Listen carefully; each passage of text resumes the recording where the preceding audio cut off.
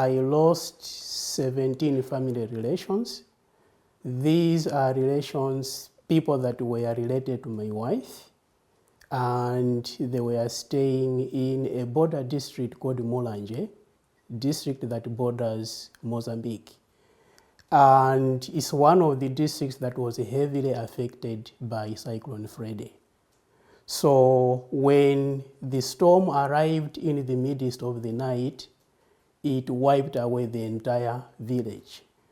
So I'm looking at that as something that is personal, but at the same time it's communal, and it turned into what one would call a national tragedy.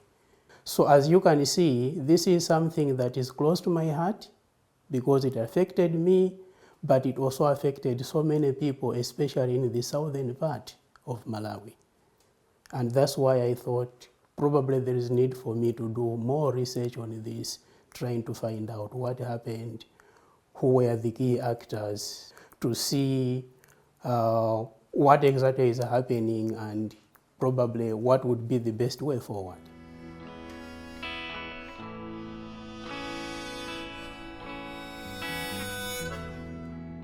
I'm looking at country preparedness, but by country preparedness, I'm not just focusing on the government or the key players, but even the people themselves.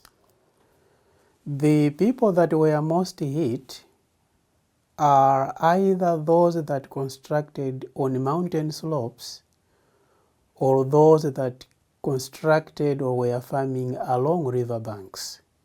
Most of these people were wiped away by the mudslides, or they were carried away by floods.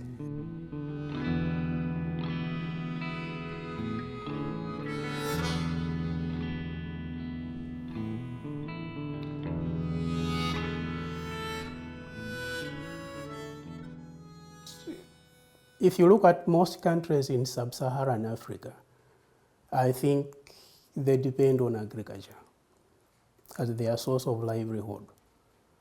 But this is not just about the people themselves. Even the governments, I would say a greater part of their gross development product, GDP, comes from agriculture. Now, with the arrival of Cyclone Freddy, it's like agricultural practices were disrupted, crops were destroyed, and by the end of the day, this affected the people in terms of their survival. But I believe even the governments, the Malawian government, for example, was affected because of that.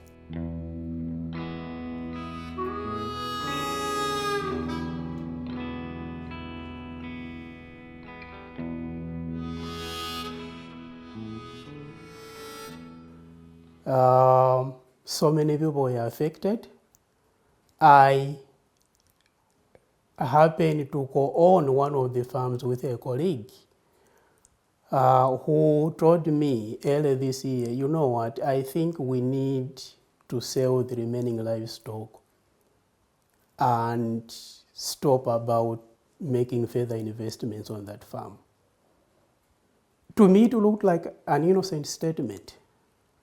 But then, as somebody who is into trauma studies, I looked at that as an entry point to the other things that other people have been saying, the anxieties that come when it's onset of rainy season, the fear that probably something bad might happen in the midst of the night.